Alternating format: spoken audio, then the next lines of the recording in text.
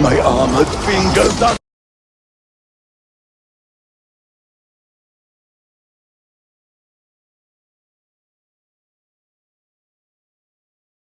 Oh. Miners!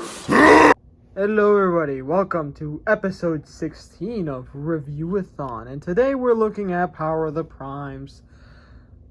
I'm not calling him Blackwing, I'm calling him Darkwing. But to be honest, let's first start with the pros.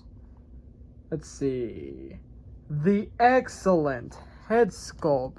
I love the look and the attention to detail. Oh wait, no, forgot. Lighting.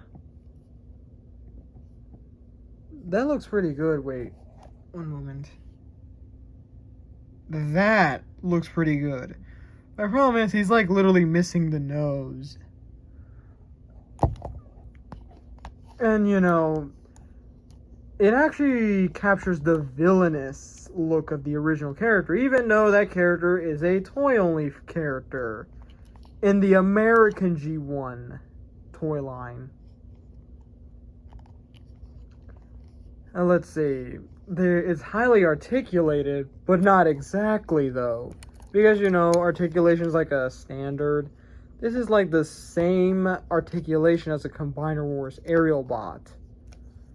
But you know, because this is a Power of the Primes figure, Power of the Primes, this does not have like the other standard articulation that, like, you know, War for Cybertron and Legacy and Age of the Primes figures have. Like, there is no wrist rotation, but I know that's being phased out. Ankle tilt, it's not even there. But I like the articulation. I like how it's designed though.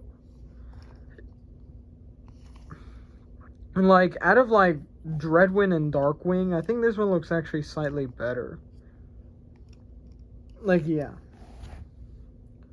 There's dual accessories, even though this one actually had had another accessory, but it's still in storage. But I like to keep like the dual pistols. This makes him look like that character from Equilibrium. Because to be honest, if he were in a video game, I imagine this one being played by Christian Bale. Christian Bale as Darkwing. That would look badass. And it allows symmetry. A lot of better symmetry in jet mode. Look at that. Better articulation. And I like the attention to detail with everything. Even though there is a big combiner, the combiner thing that I literally have to deal with in Combiner Wars. But aside from that, that doesn't really play anything else. This figure still looks impressive for its time. Even though it has, it's supported on ball joints. A ball joint. But you know, the wings are better tampographed. And the colors are extremely matte and sexy. I am not flirting with this thing. But yeah, just you know. But there are some problems. I've already mentioned the lack of other articulation, but I can excuse it because it's a Prime Wars figure. Specifically, coming from a Combiner Wars figure. Let's see. Mold fatigue. Yes, it is. Well, no Power Master, I can excuse it due to budgetary reasons. And Power of the Primes was mostly combiners. With, like, aside from, like, Time's Return. Oh, let's see. But now, let's head to Transformation.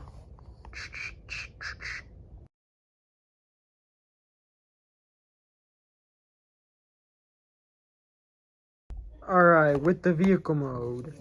Really solid.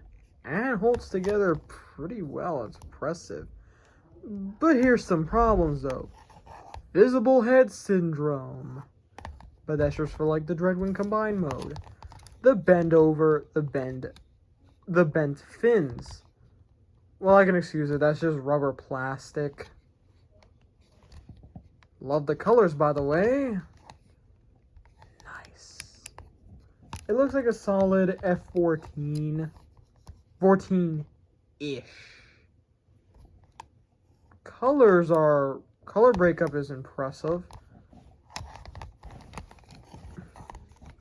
And certainly not fragile like the Power Core Combiners figures, but I've already said that and I don't need to repeat it so many times.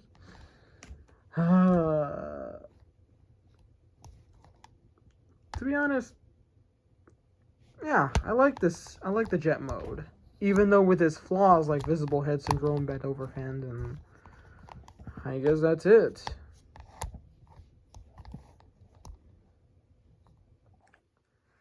Well, the final verdict is, even though the value it's fair, it's best enjoyed as a standalone Decepticon jet. And a standalone Decepticon, actually. You don't have to, like, buy this for, like, a combiner. Just buy the figure if you want to. The robot mode is great. Well, not great, but good. It's solid. But my problem is hollowness. But I like the head, though.